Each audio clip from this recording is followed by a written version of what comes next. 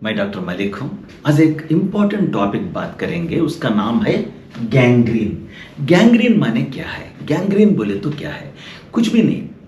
अपने पैर नहीं तो हाथ को, अगर उंगलियां हैं, हाथ है नहीं तो पैर है, पैर का उंगलियां हैं, अगर इसको पैर को नहीं तो हाथ को, अगर आपका खून का सप्लाई जो है, खून बहती है ना, अगर खून बहना कम हो गई नहीं तो बिल्कुल बंद हो गई तो क्या होता? खराब हो जाते हैं। तो हाथ खराब हो जाता है, उंगलियां खराब हो जाती हैं, और पैर खराब हो जाती है, पैर का उंगलियां भी पूरा खराब होता है। जैसे कि एक आम फ्रूट जो होता है, आम फ्रूट जो होता है, मैंगो फ्रूट जो होता है ना, वो अगर नीचे फेंक दिया, अगर पूरा सन में फेंक दिया, अगर 12 बजे को सुबह नीचे फेंक दिया, क्या होता है? उसमें पानी वगैरह पूरा चले जाके पूरा सूख जाती है। ये एक हो सकती है। अगर कहीं नमी प्लेस में, जहां आपको थोड़ा जलापन वगैरह है, थोड़ा नमी प्लेस पे लगा है, तो सूजन आती है, उसमें से बदबू निकलते आती है, वो भी ऐसे भी होती है। उसको एक को ड्राई बोलते हैं, सूखा बोलते हैं इसको, और ये आपको थोड़ा नमी बोलते हैं। ये सूखा वैरायटी है, ये नमी वैरायटी है।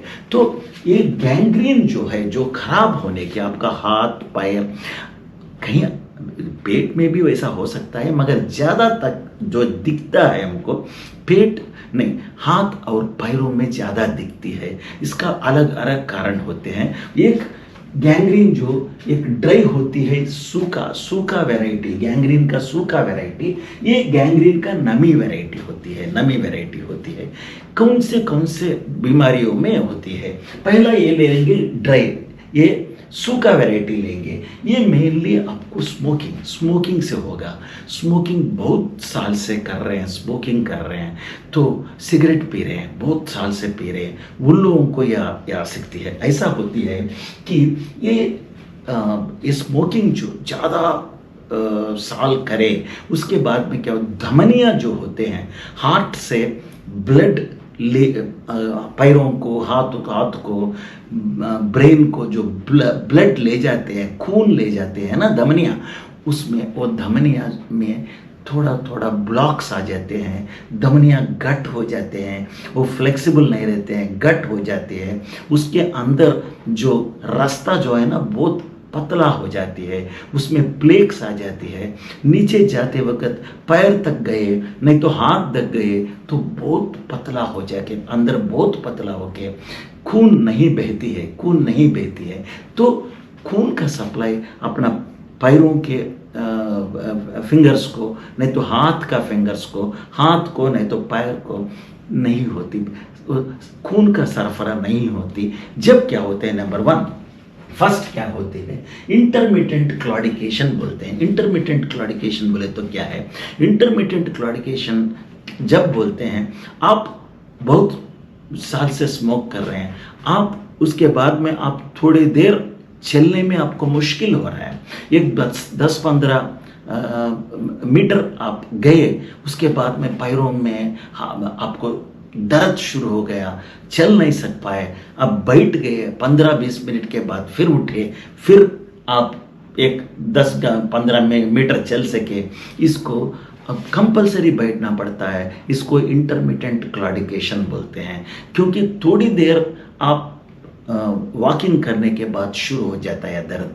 इसको इंटरमिटेंट क्लॉडिकेशन बोलते हैं। रेस्ट पेन जब होता है, ये अभी भी वो स्मोकिंग कंटिन्यू हो रहा है और भी थोड़े 10 साल गुजर गई, रेस्ट पेन बोलते हैं। आप रेस्ट में हैं, आप कुछ काम नहीं कर रहे हैं, आप वॉकिंग नहीं कर रहे हैं, तो फिर भी आपको दर्द, पैरों में दर्द, हाथों में दर्द, पैरों में दर्द, इतना दर्द कि आप सह नहीं पा रहे, रेस्ट ले रहे तो भी दर्द हो रहा है, क्योंकि ब्लड सप्लाई बहुत कम हो गई।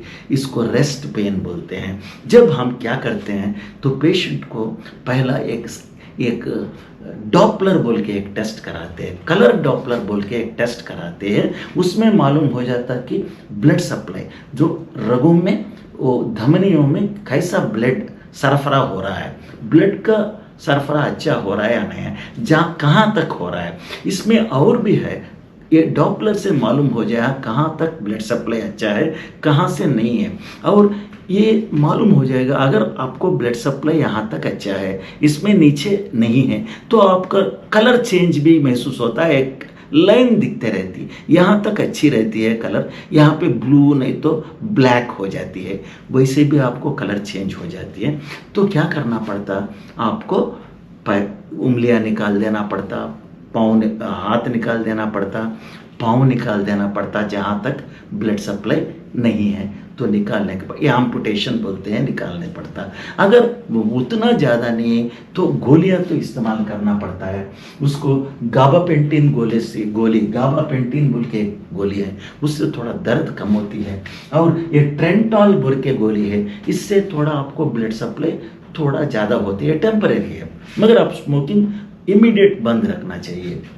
ये ट्रेंटॉल टैबलेट जो है ना, थोड़ा ब्लड सप्लाई इंक्रीज करने के लिए। ये लंबार सिंपैथेक्टमी बोल के एक ऑपरेशन है, वो हड्डी के वो पीछे हड्डी में करते हैं, जहाँ सिंपैथेक्टमी चेन बोल के होती है, वो लंबार सिंपैथेक्टमी बोले तो ये पीछे हड्डी में एक ऑपरेशन होती है, उसको काटने से आपको दर्द बिल्कुल कम हो जाती है। रेस्ट पेन जो बोला था ना, सिर्फ दर्द कम होने के लिए ये लंबार सिंपैथेक्टमी बोल के एक ऑपरेशन करते हैं। मगर फाइनल ऑपरेशन जो है ना, वो एम्पुटेशन है, निकाल देना है बस, जहाँ तक आपको ब्लड सप्लाई नहीं है वो निकाल देना पड़ता है।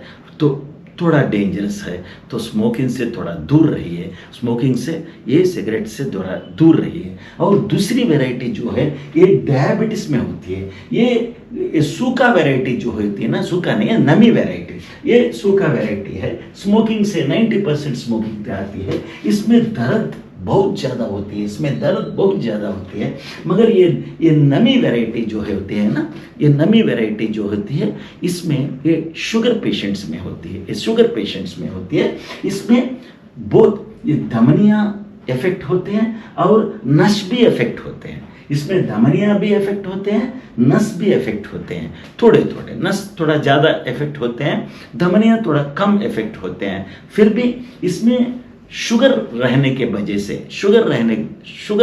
वजह से आपको जल्दी इन्फेक्शन हो जाती है, पाँव में नहीं तो हाथ में इन्फेक्शन हो जाती है, आपको थोड़ा सेंसेशंस भी कम होती है, क्योंकि नर्व्स के ऊपर भी इफेक्ट होती है, थोड़ा आपको नंबनेस होगी, सेंसेशंस नहीं होगी, तो आपको मार लगने का चांसेस ज़्यादा है। थोड़ी मार लगा आपको इन्फेक्शन हो जाती है, पाँव या हाथ आपका रेड हो जाती है, सूजन हो जाती है, उसको सेल्यूलाइटिस बोलते हैं हम। जब इन्फेक्शन, बैक्टीरिया अंदर चले जाके इन्फेक्शन होते रहती है, अलग से बदबू आने लगती है और बुरी तरह के स्मेल होती है, आप पस आ जाती है, बदबू आती है, पानी निकलते रहता है उससे, और बदबू इतना हारेबल होगी कि आप भी सह नहीं पाएंगे, आपका रिलेटिव्स भी सह नहीं पाएंगे, और पूरा हॉस्पिटल वो रूम पूरा आपका बदबू से भर जाएंगे। ये और भी डेंजरस है, और इसके लिए भी सेम टेस्ट है, ये Doppler test, colour Doppler test कराते हैं, जहाँ तक ब्लड सप्लाई है, कि जहाँ तक आपको ब्लड सप्लाई हो रहा है, जहाँ तक आपको अच्छा ब्लड सप्लाई है तो कुछ नहीं करेंगे, सिर्फ गोलियां वगैरह ले, इंजेक्शंस, हॉस्पिटल में एडमिट करते हैं और आपको एंटीबायोटिक्स, अच्छे एंटीबायोटिक्स इंजेक्शंस, थोड़ा कॉस्टली इंजेक्शंस देते हैं, कम से कम 10-15 दिन हॉस्पिटल में लगाते हैं, अच्छे एंटीबायोटिक्स देते हैं। इंसुलिन बहुत इम्पॉर्टेंट है, अच्छी क्वालिटी इंसुलिन देते हैं आपको शुगर कंट्रोल करने के लिए। शुगर कंट्रोल बहुत इम्पॉर्टेंट है। Number 1 sugar control, number 2 high good antibiotics IV द्वारा, सलाइन द्वारा देना पड़ती है, आपको अच्छे एंटीबायोटिक्स देना पड़ती है, और थोड़ा ड्रेसिंग्स डेली करना पड़ता है, पाँव को नहीं तो हाथ को ड्रेसिंग करना पड़ता है, उसको magnesium sulphate plus glycerine dressing बोलते हैं, सूजन कम करने के लिए। सेल्यूलाइटिस बोला था ना, पूरा सूजन हो जाती है, रेड हो जाती है। तो आपको सेल्यूलाइटिस वगैरह कम करने के लिए डेली नहीं तो alternate day magnesium sulphate and glycerine dressings करते रहते हैं हॉस्पिटल में। ज़्यादा हॉस्पिटल में रहना पड़ता है, आप बदबू भी बहुत ज़्यादा होती है, घर में नहीं रह सकते हैं क्योंकि घर में आपसे और बच्चे, छोटे बच्चे भी रहते हैं, सो सहना बहुत मुश्किल हो जाएगी। और ये डेंजरस भी है, हॉस्पिटल में रहना पड़ता है, एंटीबायोटिक्स, अच्छी क्वालिटी एंटीबायोटिक्स देना पड़ता है। अगर ये सब देने के बावजूद भी अगर कम नहीं हुआ तो जहाँ तक ब्लड सप्लाई नहीं है वहाँ तक ऑपरेशन करके निकाल देना पड़ता है, एम्पुटेशन बोलते हैं, एम्पुटेशन बोलते हैं। मेरा रिक्वेस्ट है कि ये स्मोकिंग बंद करें तो नॉर्मल हो जाती है, और ये आप शुगर कंट्रोल में रखें तो नॉर्मल हो जाती है। मगर आप शुगर भी है, स्मोकिंग भी है बोले तो दोनों भी आने का चांस है, और भी मुश्किल हो जाएगा, लाइफ बर्बाद हो जाएगी, बहुत डिफ़िकल्ट हो जाएगी। आप ज़्यादा देर आईसीयू में रहते हैं, हॉस्पिटल का ज़्यादा शरीक होना पड़ता है, आपका लाइफ पूरा डिप्रेशन में चले जाते हैं। बहुत लोगों को देखा हूँ डिप्रेशन में चले जाती हैं, और रिलेटिव्स भी इतने सह के उन लोगों को भी पेशेंस कम हो जाती है, और डॉक्टर्स को भी हम थोड़ा फील होते हैं, अरे भाई देखे सो थोड़ा लगते है कि अरे बेचारा क्या हो रहा है इसको, ऐसा प्रॉब्लम होती है। जहाँ तक हो गए शुगर कंट्रोल में रखिए और स्मोकिंग बिल्कुल बंद रखिए। और इम्पॉर्टेंट चीज़ ये है, शुगर कंट्रोल रखिए। नंबर 1, आपके खाने में पूरा तब्दीली ला लीजिए। 80% डाइट के ऊपर होती है, 20% जो है, इसके पहले भी बोल चुका हूँ, एक्सरसाइज करना है। और अगर आप खाने से मिलेट डाइट को अगर चले गई तो आप पूरा डायबिटीज़ को रिवर्स कर सकते हैं। अगर आप पूरा डायबिटीज़ रिवर्स करें ये सब प्रॉब्लम्स नहीं आते हैं, और रिवर्स भी कर ले सकते हैं। आप जितना हो सके उतना एम्पुटेशन तक नहीं जाइए। एम्पुटेशन बोले तो वहाँ तक निकाल देना, वो भी अच्छा नहीं है। ऐसा वहाँ से वहाँ बंद नहीं होती है, वो जाती रहती है। अगर पाँव निकाल दिया, पाँव के नीचे फुट निकाल दिया, नहीं तो यहाँ तक निकाल दिया, नेक्स्ट टाइम आने तक यहाँ से यहाँ तक निकाल देना पड़ता। ऐसा वो बढ़ते रहती है, कम नहीं होती है। इसीलिए आप कितना केयर रखें उतना अच्छा है। ये दोनों चीज़ याद रखिए, एक स्मोकिंग से होता है और एक शुगर से होती है। आप कितना केयर रखें उतना अच्छा है। आप खाने में तब्दीली ला लीजिए। इसके पहले भी मैं बहुत वीडियो कर चुका हूँ, कैसा आप शुगर को रिवर्स कर ले सकते हैं, पूरा नॉर्मल कर ले सकते हैं। आप ज़्यादा आपको कदन्ने खाइए, मिलेट के ऊपर डाइट लेके जाइए, कितना हो सके उतना। इसके पहले मेरा वीडियोस थोड़ा देखिए, आप देखे कैसा आप रिवर्स करना। मैं भी रिवर्स कर चुका हूँ, इसके पहले इंसुलिन ले रहा था, पूरा रिवर्स कर चुका हूँ। आप थोड़ा इंटरेस्ट लीजिए, यहाँ तक मत जाइए, क्योंकि आपका बच्चे आपके रूम में नहीं आ सकते, इतना पेन, इतना बदबू आते रहते।